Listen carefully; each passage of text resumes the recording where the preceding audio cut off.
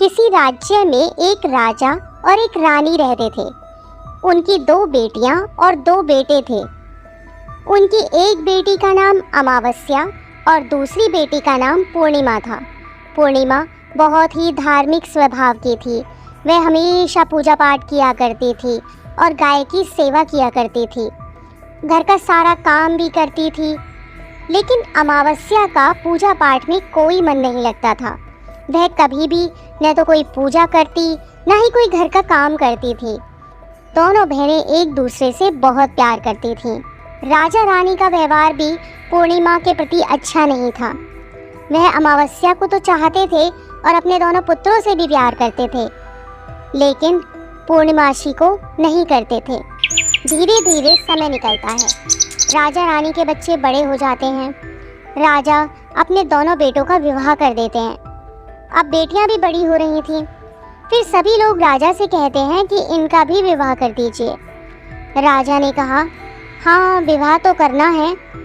फिर रानी ने राजा से कहा, पूर्णिमा का विवाह किसी बड़े घर में मत करना, क्योंकि इसे तो काम करना पसंद है, गाय की सेवा करना पसंद है, भजन कीर्तन और कहानियों में इसका मन लगता है, पूजा पाठ करना भी इसे अच्छा लगता है।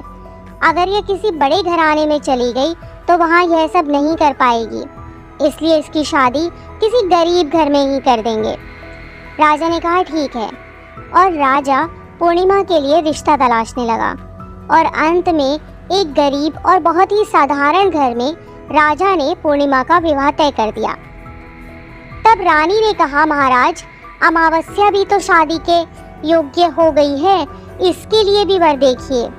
दोनों बहनों का विवाह एक साथ ही कर देंगे। राजा ने उसी गांव के राजा के बेटे के साथ अमावस्या का विवाह तय कर दिया। राजा ने रानी को बताया तो वह बहुत खुश हुई और मन ही मन सोचने लगी, अब देखते हैं कि ये पूर्णिमा गरीब के घर में कैसे रहती है, बहुत पूजा पाठ वाली बनती है, इसके भगवान इसकी क्या मदद करते हैं। फिर समय आने पर राजा ने अपनी दोनों बेटियों का विवाह कर दिया। अमावस्या को बहुत धन दौलत दी, लेकिन पूर्णिमा को कुछ भी नहीं दिया।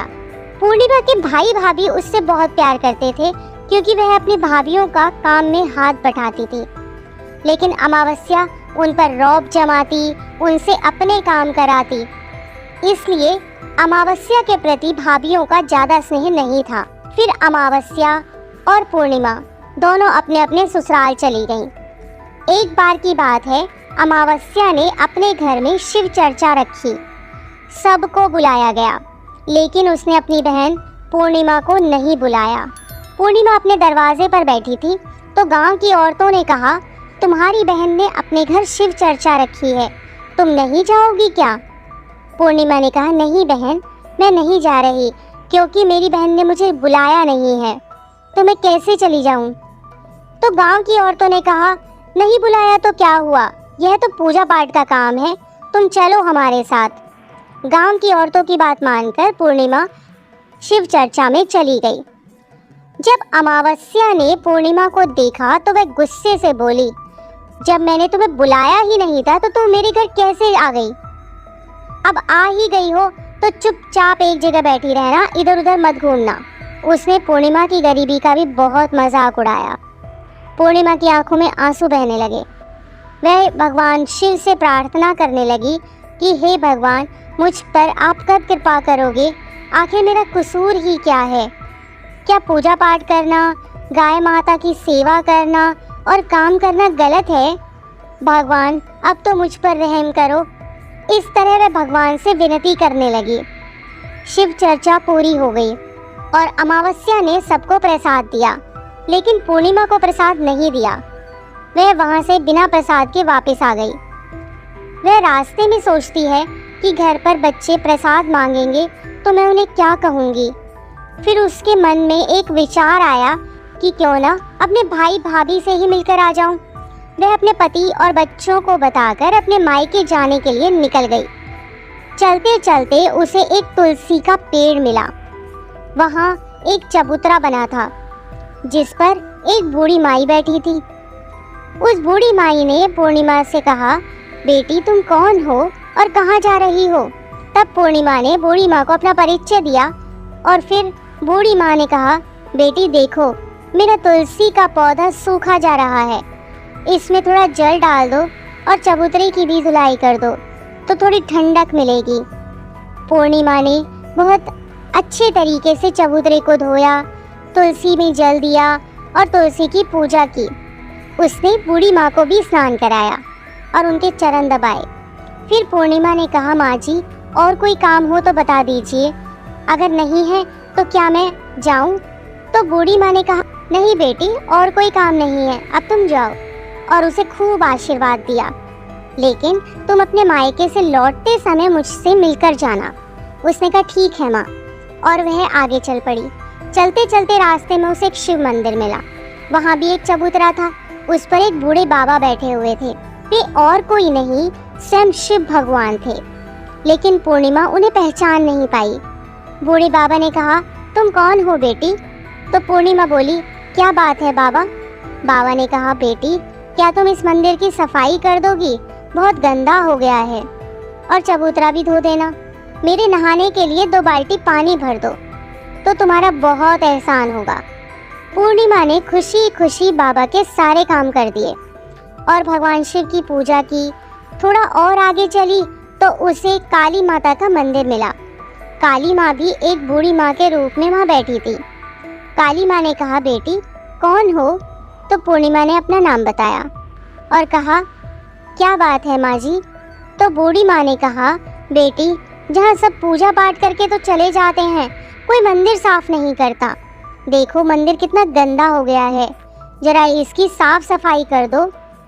पूर्णिमा ने मंदिर की साफ सफाई की और उसने काली माँ का श्रृंगार किया, पूजा की। उसके बाद बूढ़ी माँ को भी स्नान कराया और उसके हाथ पैर दबाए। फिर वह आगे बढ़ी तो एक नदी मिली। वहाँ भी एक बूढ़ी माँ बैठी थी और वह और कोई नहीं, स्वयं गंगा मैया थी। उन्होंने कहा, बेटी तुम कौन हो? तब पूर्णिमा ने अपना नाम बता दिया और फिर बूढ़ी माँ ने कहा, बेटी यहाँ सब स्नान करके तो चले जाते हैं लेकिन कोई सफाई नहीं करता, तुम यहाँ की साफ सफाई कर दो। उसने वहाँ की भी साफ सफाई कर दी। फिर वह बूढ़ी माँ भी उसे आशीर्वाद देने लगती हैं। फिर वह एक नाव में बैठकर नदी के उस पार चली जाती है। नाव में फूल बिछे होते हैं। वो फूलों की नाव में बैठकर अपने मायके पहुंच जाती है। उसके भाई भाभी पूर्णिमा को देखकर बहुत खुश हो जाते हैं और उसकी खूब खातिरदारी करते हैं। फिर सब खूब बातें करने लगते हैं। सुबह जब ननद जाने को तैयार होती है तो भाभी ने उसे एक लाल साड़ी दी और कहा, नंद जी इस साड़ी को पहन लो और हाँ जल्दी जल्दी आया करो, बहुत दिनों के बाद आई हो। तो पूर्णिमा ने कहा, ठीक है भाभी, आप जब भी मुझे बुलाओगी मैं तभी आ जाऊंगी। और फिर पूर्णिमा ने खुश होकर वह लाल साड़ी पहन ली और श्रृंगार भी किया। भाभीयों ने थैला भरकर उसे धन और गहने दिए। पूर्णिमा घर से निकल गई। चलते चलते रास्ते में फिर वही नदी मिली और नाव में बैठकर वह नदी के दूसरे पार आ पहुंची तो वही बूढ़ी माँ मिली जो गंगा मैया थी। उन्होंने कहा, बेटी आ गई अपने मायके से? तो पूर्णिमा ने कहा, हाँ माँ जी। तब बूढ़ी माँ ने एक थैला दिया और कहा, इसे ले जाओ, मैं कहाँ रखती फिरूंगी, ये बहुत भारी है, और हाँ इसे रास्ते में मत खोलना, अपने घर जाकर ही खोलना। पूर्णिमा ने कहा, ठीक है माँ जी, और वह वहाँ से चल दी। आगे चली तो काली माँ का मंदिर मिला। वहाँ भी वही बूढ़ी माँ बैठी हुई थी। उन्होंने भी पूर्णिमा को एक थैला दिया और अब उसके पास 3 थैले हो गए थे। वह कुछ आगे बढ़ी तो शिव मंदिर मिला। वहाँ बूढ़े बाबा के रूप में भगवान शिव बैठे थे। उन्होंने भी पूर्णिमा को एक थैला दिया। वह थैला लेकर आगे बढ़ी तो तुलसी माँ मिली। उन्होंने भी एक थैला दे दिया। अब जब पूर्णिमा अपने घर पहुंची तो वह 5 थैले खोलने लगी। सबसे पहले उसने अपने मायके का थैला खोला। उसमें खाने पीने की चीज़ें, कपड़े और गहने वगैरह थे। उसने खाने पीने की चीज़ें और कपड़े बच्चों को दिए तो बच्चे बहुत खुश हो गए। दूसरा थैला जो गंगा मैया ने दिया था उसे खोला तो उसमें सोना चांदी भरा था। तीसरा थैला जो काली माँ ने दिया था उसमें 16 श्रृंगार का सामान था। चौथा थैला जो भगवान शिव का था उसमें सब खुशियाँ थी, धन संपत्ति सब कुछ था। पांचवा थैला तुलसी मैया का था। जब उसने उसे खोला तो उसमें चावल, गेहूँ और हर तरीके का अनाज था। पूर्णिमा के घर अब किसी प्रकार की कोई कमी नहीं थी। धन संपत्ति और भंडार से उसका घर भर गया था। पूर्णिमा खुशी खुशी रहने लगी।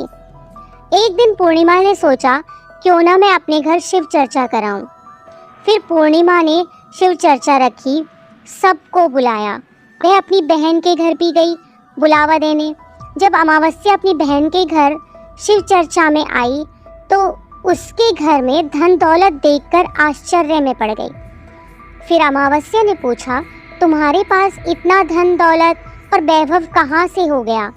तो पूर्णिमा ने कहा, देखो बहन, तुमने शिव चर्चा रखी थी, मुझे नहीं बुलाया, फिर भी मैं बिना बुलाए तुम्हारे घर गई, लेकिन तुमने मुझे प्रसाद भी नहीं दिया। फिर तुम्हारे घर से आने के बाद मैं मायके चली गई। और इस तरीके से एक एक करके पूर्णिमा ने सारी बातें अमावस्या को बता दी। अमावस्या ने कहा, मैं भी अपने मायके जाऊंगी, तुम मुझे भी डांटो और प्रसाद भी मत देना। लेकिन पूर्णिमा ने कहा, भगवान का प्रसाद है, मैं तो सबको दूंगी। लेकिन अमावस्या ने प्रसाद नहीं लिया और अपने घर जाकर बच्चों से कहकर अपने मायके के लिए चली गई। चलते चलते तुलसी माँ मिली। उन्होंने कहा, बेटी यह एक चबूतरा धो दो, तुलसी में पानी डाल दो। तो अमावस्या ने कहा, ए बुढ़िया, मैंने इतनी महंगी साड़ी पहन रखी है, जी गंदी हो जाएगी, मैं कुछ नहीं करूँगी। आगे चलकर भगवान शिव जी मिले तो उसने उनसे भी ऐसे ही कह दिया। उससे आगे काली माँ मिली तो उनसे भी यही कह दिया। और फिर गंगा मैया मिली और उनसे भी उसने ऐसा ही किया और उनका कोई काम नहीं किया। जब वह नाव में बैठी थी, नाव में कांटे थे, ये कांटे उसके पैरों में चुभ गए। फिर वह अपने मायके पहुंची। जब उसे भाभीियों ने देखा तो मुंह बना लिया, ये कहाँ से आ गई? अरे पूर्णिमा के पास तो कुछ नहीं था, इसलिए उसे सब कुछ दिया, लेकिन यह यहाँ क्यों आई है? चलो कोई बात नहीं, अब आ ही गई है तो क्या कर सकते हैं। उन्होंने अमावस्या से कहा, आओ जीजी बैठो। अमावस्या खाना खाकर सो गई। सुबह हुई तो अमावस्या ने कहा, भाभी अब हम चलते हैं। तो भाभी ने कहा, ठीक है। तब अमावस्या ने कहा, भाभी पूर्णिमा को तो आपने थैला भरकर सामान दिया था, मुझे कुछ नहीं? तो भाभी ने कहा, जाओ तुम्हारे घर थैला पहुंचा देंगे। फिर अमावस्या चल दी तो गंगा मैया मिली। गंगा मैया ने कहा, आ गई बेटी? तो उसने कहा, आपने पूर्णिमा को तो थैला भर कर दिया था, मुझे कुछ नहीं दोगी? तो गंगा मैया ने कहा, ठीक है, जाओ बेटी, हम तुम्हारा सामान तुम्हारे घर भिजवा देंगे। ऐसे ही भगवान शिव ने, काली माँ ने और तुलसी माता ने कह दिया। जब वे घर पहुंची तो उसके आंगन में 5 थैले रखे थे। जब अमावस्या सारे थैले खोलती है तो किसी में मिट्टी, किसी में ईंट पत्थर, किसी में सांप बिच्छू थे।